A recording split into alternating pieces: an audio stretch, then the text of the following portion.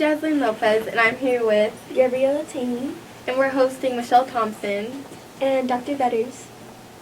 So I'm Michelle Thompson, and I'm one of the school social workers here at Fairmont High School. We actually have two social workers. We have Ariel Pyman that works with students' last names A through L, and I work with students' last names M through E. And I'm Dr. Ramie. I'm a licensed psychologist in the state of Minnesota and owner of Ionia Family Resource Center. And we're a local outpatient mental health clinic. So we have a few questions for you guys about Suicide Prevention Month. The first one is, can you explain the connection between suicide prevention and substance abuse? You know, in my role, often it's sometimes really hard to tell if it's substance use or mental health, but I would say mental health is the common denominator. Often when I'm working with students and I notice a change in their behavior or their mood, it often leads me to one of two things. Is it substance use or is it mental health? And so I really like to explore both avenues so that I make sure that I get students the right resources and the right help that they need, but oftentimes it really does look very similar. What are some red flags and or warning signs that students should be aware of when it comes to their peers' risk of suicide or struggling with substance use? Some things that we want to definitely watch for is any change of behaviors. Generally suicide comes into a little bit more of an option for any human being really once they're experiencing either really heightened anxiety or a depressive state. And so as we know that as the brain begins to fog with a mental illness, so to speak, that option, unfortunately, can become a little bit more viable. I would say, there's a large presence on social media, and so I think that is a big thing to take into consideration. When you see somebody put something out online that they want to take their life, or they're just really down and feeling like they want to end things, I think that's something we just have to take very seriously, and I would always guide students just to make sure they tell an adult, because oftentimes students want they reach out to their friends and they want to help them, but that's a big burden, not burden per se, but it can be a burden to have that information yourself and feel responsible for that. So I would encourage anybody who has that type of information to reach out to an adult to get some help. I know sometimes that some studies have shown that teens will struggle with mentioning it to an adult in fear that who they are talking to will become angry, that their peer will become angry. And I agree, definitely either disclosing that to a trusted peer or an adult for sure, just so you're not alone in that for sure. How do you collaborate with other staff members, such as teachers, about helping other students with their suicide prevention and mental health? That one's kind of a tough one because we take confidentiality pretty seriously in the office, and so if we have a fear for student safety, we're working with families and other providers, and we're getting students the help that they need privately. But in talking with students, if they give us permission, then we definitely are reaching out and making plans with teachers so that they can be a support to students. So we would never involve teachers, I guess, unless a student gave us permission to do that. Oftentimes after a student comes back from a hospitalization, let's say, or we're working with a therapist and they give us some recommendations, we'll work with the student to get those recommendations out to teachers just to make sure that we're supporting them the best that we can.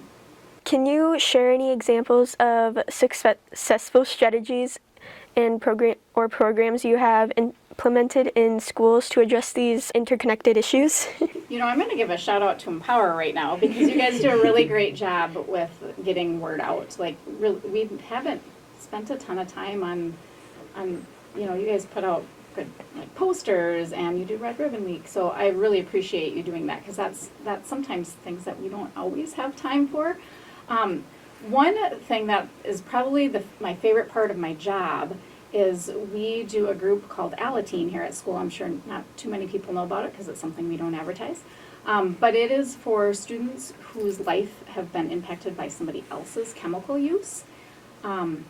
And that is just, I think, really powerful because it kind of breaks the cycle of addiction. And oftentimes we spend our time talking about what do we do with stressors that we have in our life so that, you know, we don't go down that same path. So it's been a really great, positive, I would say, preventative effort to help. It's not necessarily a mental health group, but it certainly helps mental health. And I also really think it helps with substance abuse prevention.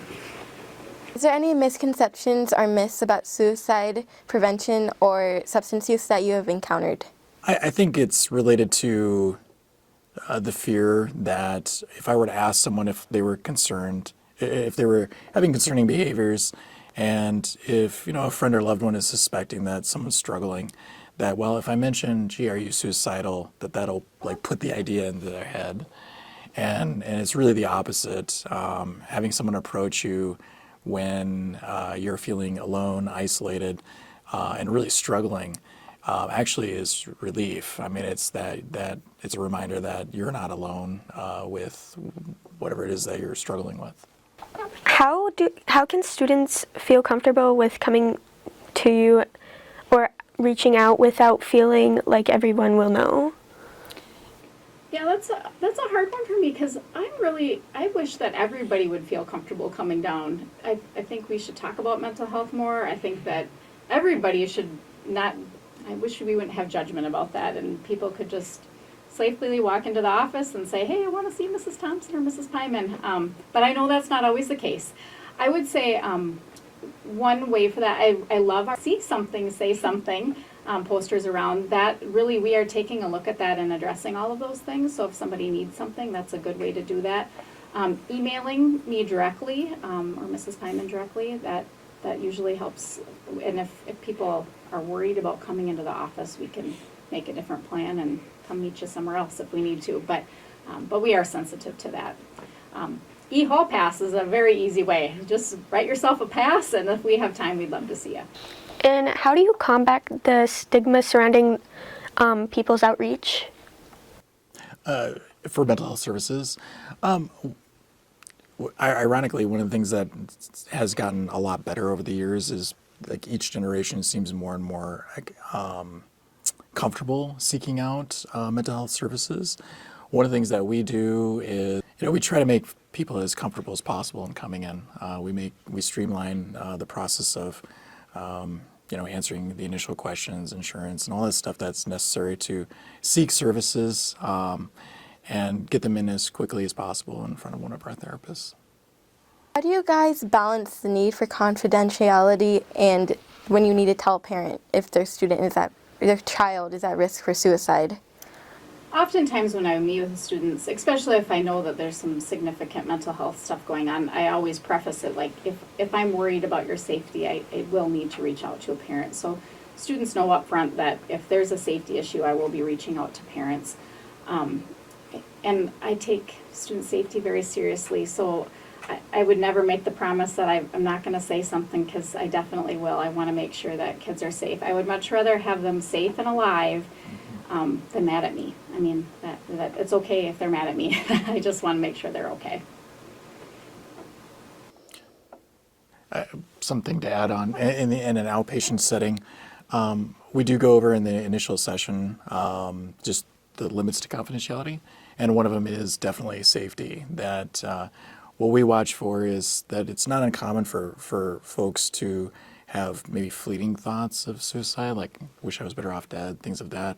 And we watch for if what's called a sticky thought, where the thought just seems to sit, and even if we're just trying to distract ourselves, trying to cope in different ways, that it's just not leaving. And so then that's where, on our end, we become very concerned. How do you guys ensure your own mental health and well-being are maintained while dealing with such mental and emotionally demanding situations? Well, I'm sure the whole city of Fairmont knows that I go on my walks. So that is what I do to de-stress. I see you a lot. Yes, with Mrs. Schwieger. She and I are walking partners, and we can go and kind of debrief our day and talk about family. And my family is the other thing that kind of keeps me grounded. Like once I leave school, I do like to spend a lot of time with them and go on walks. As my practice has gotten a lot busier, I've had to step up not only exercises and training over at LiveFit, but then also, like one of the reasons I was a little later tonight is just I get massages every other week. And so the other is building up a support system, either as through your work. And so we have at Ionia check in with each other. And so if we see, signs of just burnout, stress, you can have days where everything goes well, and then you have days where it's just nothing works, and it's really a struggle. And so having that collaboration between professionals really does help a lot. Looking ahead, what do you think needs to change in terms of policies, resources, and approaches to better address these complex issues? I mean, I think it's vital because, it takes the community to combat some of those things and work together. Yeah, anything that fights isolation and loneliness. And so depression is where we get trapped inside of our own thoughts and feelings. And frequently, people will describe feeling overwhelmed, that it changes actually how they see the world around them. And so oftentimes they describe it as it's an emotional flu. So it's like if you've ever had the flu, you don't feel like getting up, you don't feel like doing your everyday normal activities, you don't feel like participating, communicating with peers and loved ones.